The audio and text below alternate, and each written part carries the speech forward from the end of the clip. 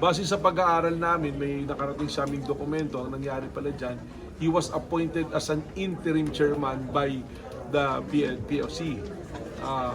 Pero ang instruction sa kanya is to immediately incorporate the PISGO. So na-incorporate yan, gumawa, pero he's not part of the director. So he can no longer serve as a board. Ang mangyari dapat, yung binuo na PISGO will elect their set of officers. So medyo yun yung questions dyan, yun yung kailangan mo ipaliwanag.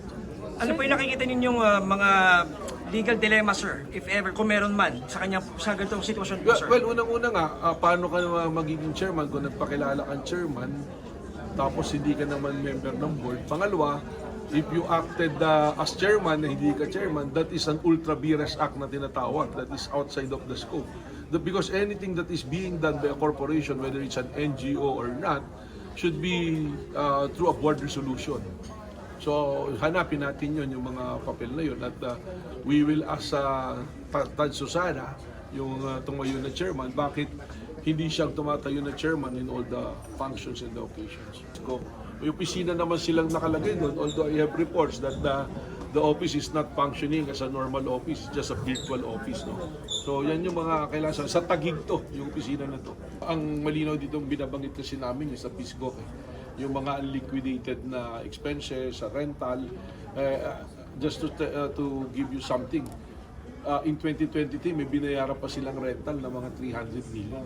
So tapos na yung event, may binabayaran pa din consultancy na almost 400 million. Malaki talaga na halaga na ang punto dito, meron ditong public funds na pumasok. When public funds is used, ang kasunod niyan, there should be accountability and it should be audited by the Commission on Audit. When he was assigned, I think he's still the Secretary of the Foreign Affairs. Kaya nga nalagyan ng 7.5 na billion na budget for SEA Games yung DFA, na kung saan nung umupong secretary si Secretary Teddy Boy Locsin, nagulat siya, isinuli niya yung pera na yan.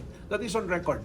That is on record. Dito, hindi tayo nag-live selling o nagbo-broadcast na parang nagkakwento-kwento lang tayo. No?